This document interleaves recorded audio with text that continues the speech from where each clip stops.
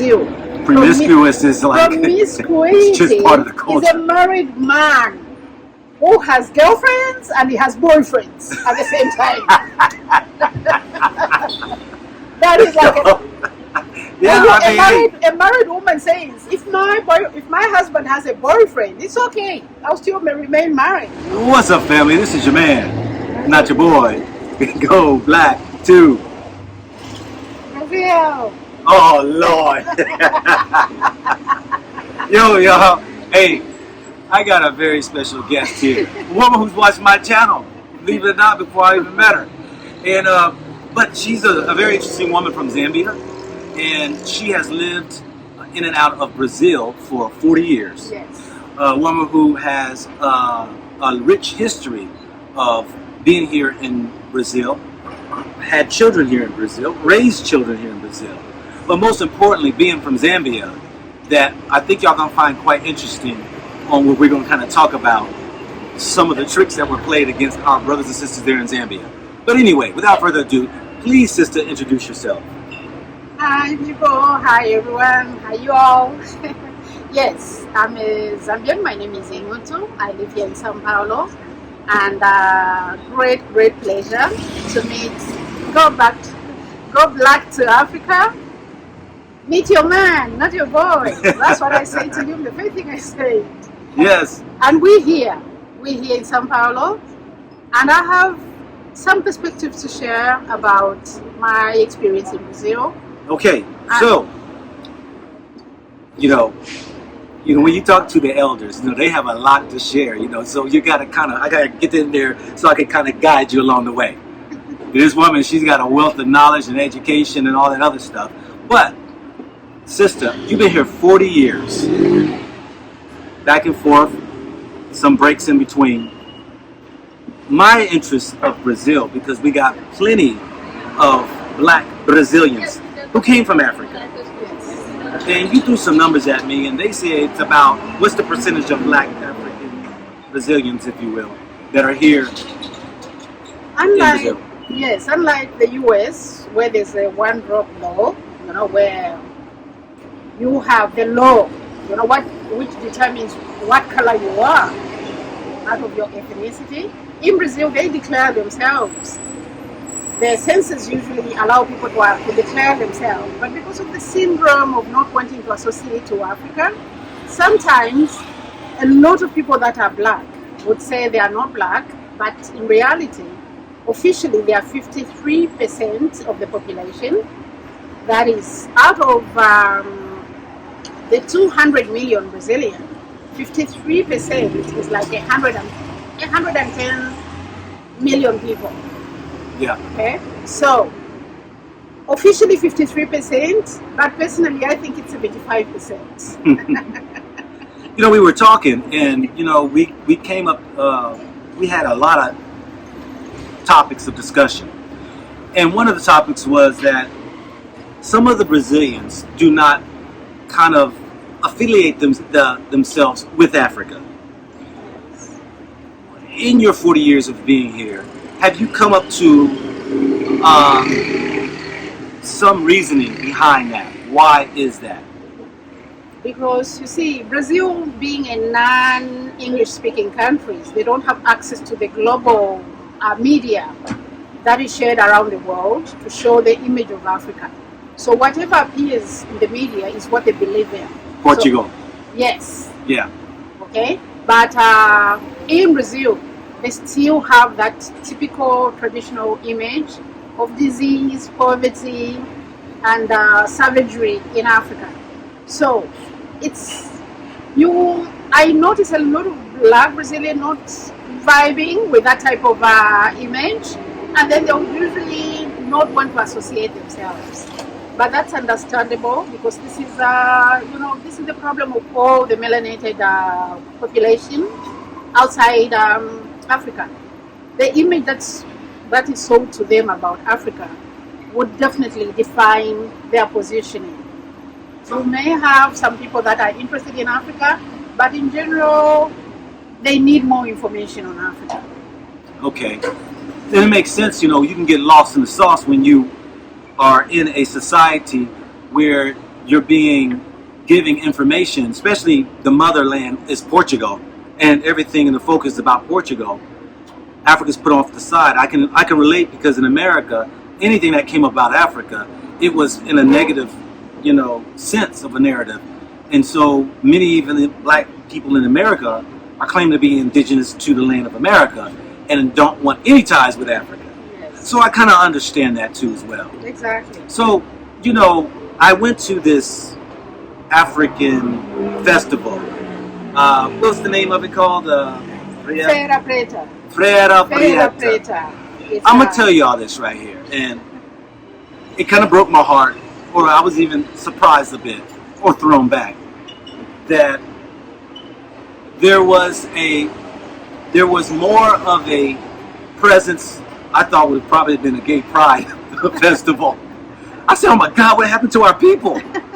And it was a little bit shocking, a little bit disturbing, and it kind of like, I can't say I got upset, because I understand sometimes in societies what are accepted by other communities and people, we tend to get ourselves involved in those type of matters or those lifestyles. As far as you're concerned, is this the state of most, or is this just a small proportion of the black Brazilian? The younger generations of black Brazilians, you could say they are completely lost in terms of identity. So they don't relate to the Brazilian community here because the racism does not allow them to integrate with the white population. But then they don't have, since they have this negative narrative of African, they don't have anything else to relate to. So whatever is introduced to them as the in thing, the trend, something trending, would exactly what they will go for. True. Social media influence. It's exactly the social media influence. Yes. So if they see a figure like X9, what's the name? That that rapper. The rapper in the US. Yeah, many of the rappers they try to portray. The black Brazilian population, they look at the African American population as a reference. Ooh. So whatever happens in America is their only reference. Majority, are they Catholics here? Brazil was Catholic, like 100% Catholic some years ago, but not any longer. It's changing. Not any longer. It's now like more evangelical, but a lot of people have just lost out of religion. They are no longer just walked away from it. They just walked away from it. Yeah. Well, let's get a little bit on Zambia. I loved Zambia when I was there. I had a good time. And, me and you were talking about probably one of the most horrific times of history is when you were coming up. And that was the so-called AIDS epidemic that was basically brought into Africa with a strategic initiative of trying to wipe away a certain demographic of people. You said something very interesting in that attack that you saw. Please share with the people. Well, the most interesting thing about the AIDS epidemic in Zambia was Brazil was declared the third infected AIDS country. After France, after Haiti, it was Haiti, France, and the third was Brazil. Then it so happened. Africa was first as a continent. It was the origin.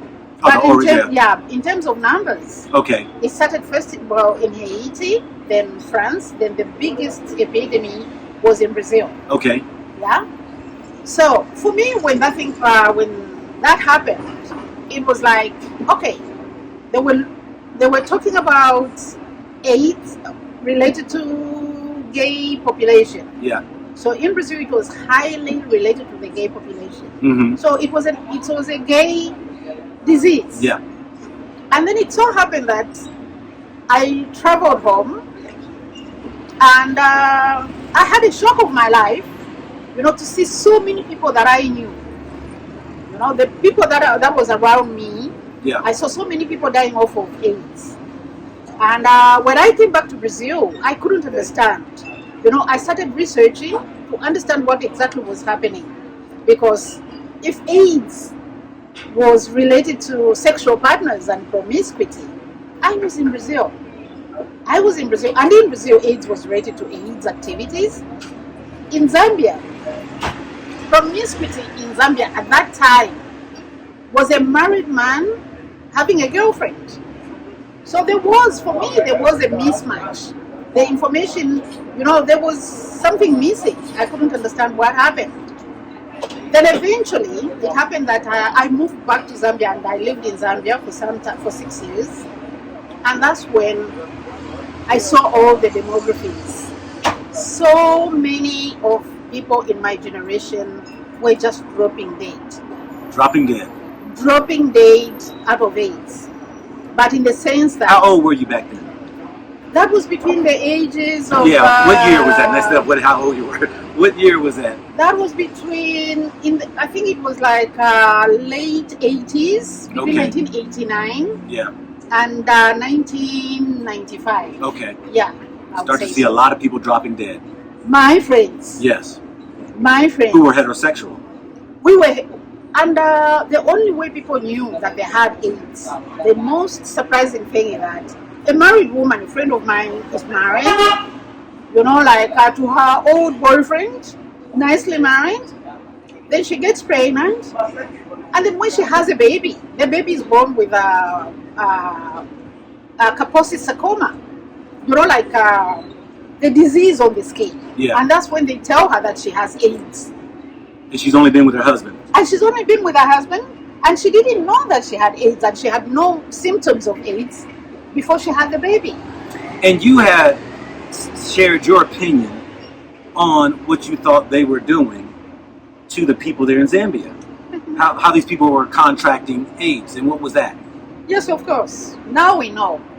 The AIDS in Zambia was taken into Zambia through the tetanus vaccines for pregnant women. Why do I say so? I say so because I am in Brazil. I still live in Brazil. I know the difference between promiscuity. Being promiscuous in Brazil is not the same dimension of promiscuity in Zambia. Yeah. And if there was any AIDS that was like through sexual partners, then Brazil wouldn't exist as a country. Then Brazil wouldn't exist. But more Zambians died than Brazilians did. So that was my question. That was my issue. We even talked about Uganda, who actually went through a definite heck of a time, lost millions of people through this whole pandemic, if you will, from the West.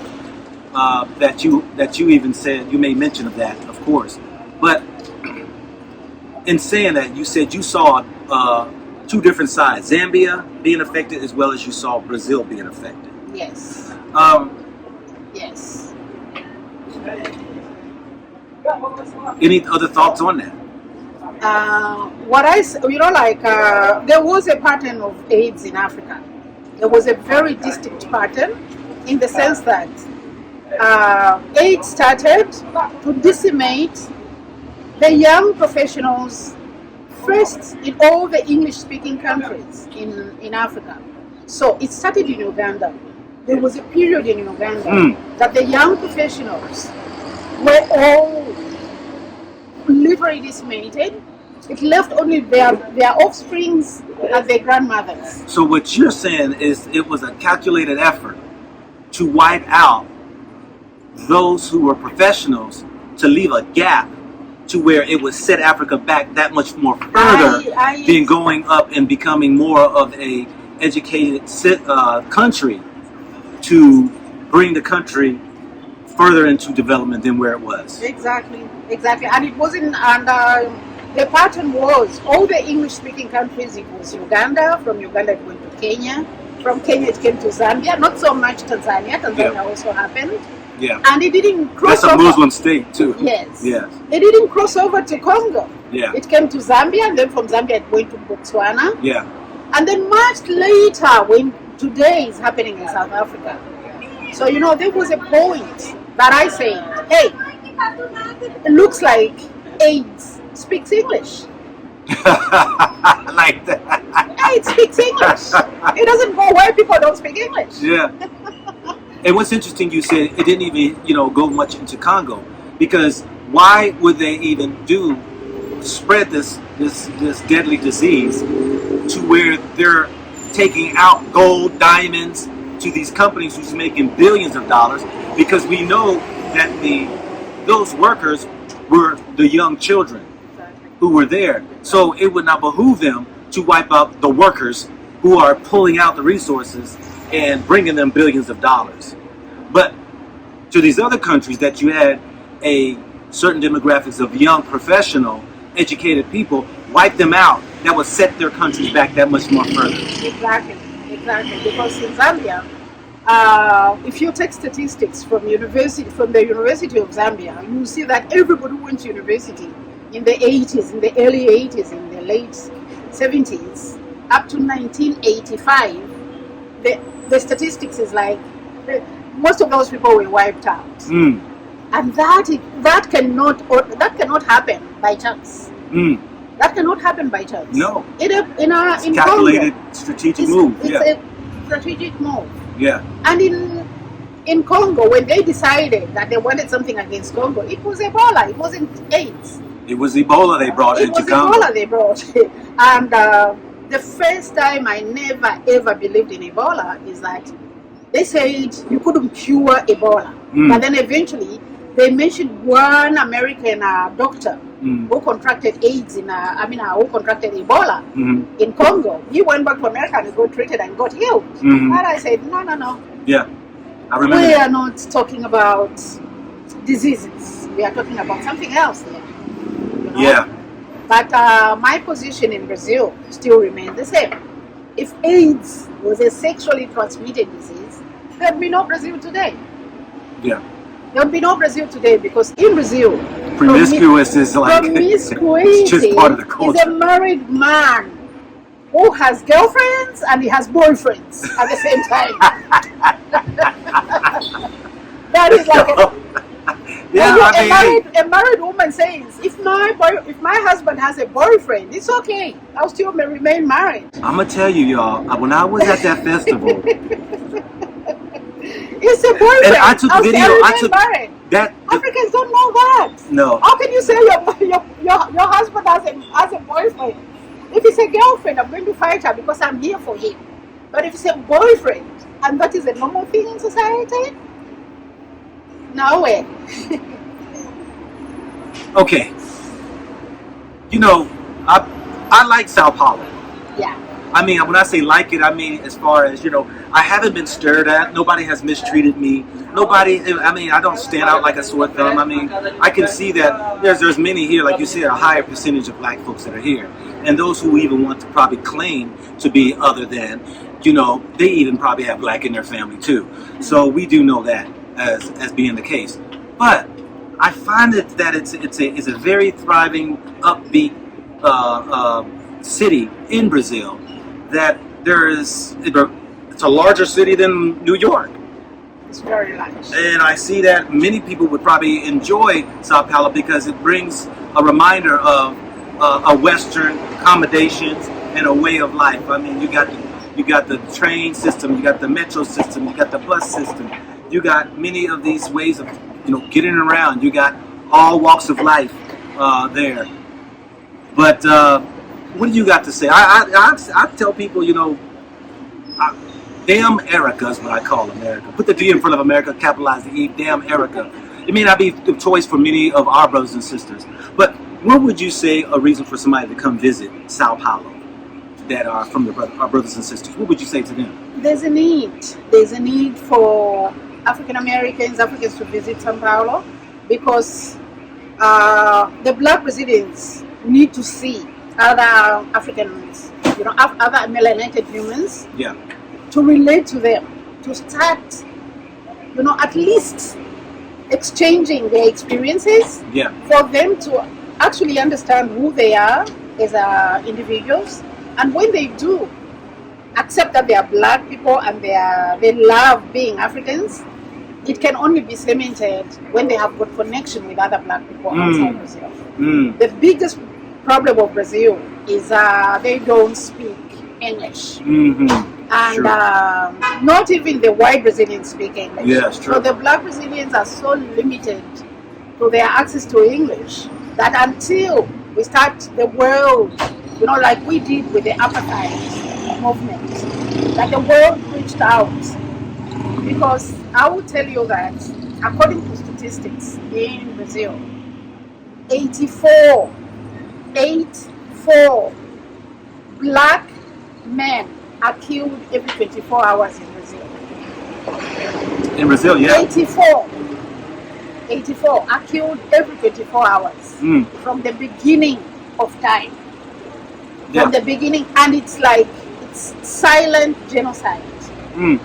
So this movement can only be blocked if the native Brazilians start noticing that the local Brazilians are connecting to the international community. Once they are aware that the black Brazilians are now reaching out for the international community, then they would have at least they would think twice in terms of statistics. Because, somehow, somewhere, in Rio, for example, you have so many cases of black children being targets of stray bullets. Because you lived there for 3 years. Yes. Yeah, in Rio de Janeiro. Stray bullets. Yeah. From nowhere, or there was a shootout and a black child was shot. And that black child would be in the backyard or in the bedroom or then you know that no, it's not just a stray bullet. It's not just a stray bullet. And what you're saying, I think, and me and you've had a longer time to talk, is that there are those black Brazilians who are complacent, who only see themselves as always being poor. That even the education level of where they stand, that they don't have even an example of seeing some that might be, pursuing or success. Like we in damn America, we don't have those pillars that are standing out. The media always portray us as being criminals, drug dealers, homelessness, and stuff like that. But in saying that, because me and you got on the spiritual side, the Creator, you like to say the energy for it, or the energy source, that even that needs to be brought to the attention, the forefront of every last one of us, because our ancestors, Africa, we had that. Yes. And we lost it. Share a little bit about that, because you had some very important parts of saying that. The very, if you want to say the power of knowing the alchemy of utilizing what is given us on earth, our brothers and sisters knew that knowledge. You said something very important too. You said when an old man dies, go ahead and share that. Yes, when an old man in Africa, or old woman too. Yeah. When an old person dies, the whole library goes with them. Yes. Okay. The biggest issue of Africa is that we were, our power. We were telepathic, and we believe that each person, when they are ready to learn, then you recognize that this person is ready to listen, because it's like qualification. You have to be qualified to listen. People didn't go out and start teaching. You have to be looking for it for you to find a teacher. And the older generations knew that. But I think one thing that has to be shared now is that our generation, generational background in each person, we have an imprint of each ancestor. Okay, you have an imprint of your parents, you have an imprint of your grandparents, great-grandparents, I think they say 44 generations. Or even back to the energy source. To the energy source. Yeah. So all those ancestors live in each one of us. The good and the bad. Yes. The negative and the positive. Yes. Yeah. They all live in us. Yes. But it's only when you recognize that happens. When you accept that, when you know it, when you are conscious of it. When you are conscious of it, they will find a way of communicating with you, and in your dreams, in synchronicities, in your life, something will happen that you will notice that is the ancestor happening to you. Each person will have their own path. Each soul on earth has its own path. Let me say this real quickly, all right? We're going to come to an end. Because I know many people who watch my channel are going to feel a certain kind of way. Because when we talk about ancestors, even those who claim to be Christian, Hebrews, Israelites, will always go back to their Abraham, Isaac, and Jacob ancestor. So you can't sit here and say, oh, they're talking about ancestors, that's Africans. No. We all say the ancestor. It's an ancestor because it's individual. Yeah. You are born alone, you will die alone. Yeah. You have to will have to deal with your ancestors alone. Yeah. It's an individual issue. Each person has to have clarity of what they've come to do on this earth, because every soul has a mission. Every soul has a mission. You have to find your mission to be able to understand where you're going after this earth. So the ancestors, if you communicate with them, they'll give you a green light. They will show you what is what. And in Africa, we believe the older you get, when you are now preparing to become an ancestor, it has to be, you must be very clear. Because where are you going after you die? That's the issue. You heard her here first, family. And let me just close, because I know we're 26 minutes in. The ancestor that I give credence to is the Messiah, or Yeshua, who is, right, the representative, if you will, of the energy source. And that spirit is from the beginning, if you want to say beginning, that yes, we can call on the ancestor of Christ to be able to guide us along the way in this thing that we call life. And so, sister, I appreciate you sharing. The ancestor of each person does not conflict with the energy source. The energy source is available for all of us. Yes. Okay, so it's up to you. Sometimes the ancestors come just to give you a guideline on how to get to the energy source. So instead of franchising God, saying, oh, you have to come to church, you have your ancestors to guide you. They know you better. They are living through you. So what your decision is their decision, is their benefits. So there's nobody else who can benefit to this connection to God's source than themselves. So they cannot lie to you. There's no way they can lie to you.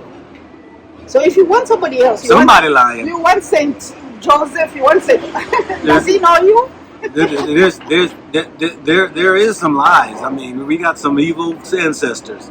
Yes. You know, we got some ones that definitely was off track. Yes, that has to be clear. When you are dealing with the ancestors, you have to specify that you are dealing with it. You are asking to connect with the benevolent ancestors that are wishing you good, not the bad ones.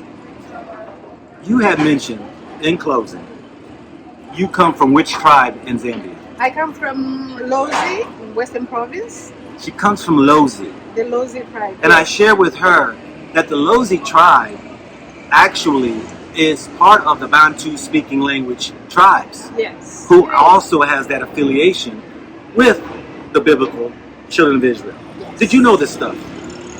You just confirmed it, because the Lozis are just in the process of consolidating that information, because in Africa, I can tell you, we know very little about the history of the history that is linking us to the Bible. But for me, you are just confirming it, because it's high time that the Bantus know who they are.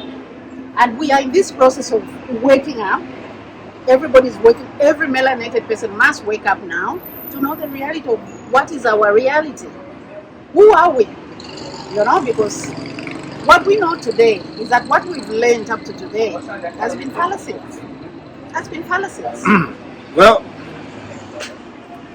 knowing who we are, because when we know we are part of the energy source, is where it opens you wide open. And we need, like I wanted to say, I'm so happy I'm with you, because I want to say we need all Africans need to create a new African narrative. Yes. We cannot continue on the narrative of the Muzungu. The Muzungu came to do his duty. You cannot say, oh, education in Africa is not good. What do you mean? He came to make his education, to indoctrinate you, to dominate you. So why would you expect that education to save you? And why would you want to continue that education for you? So if you are capable, if you are a human being and you are capable of knowing who you are, what stops you from making your own system of educating your own children? There you go. Well, family, I hope you enjoyed it. I sure did. This is your man, not your boy. This is your Inatu from Zambia.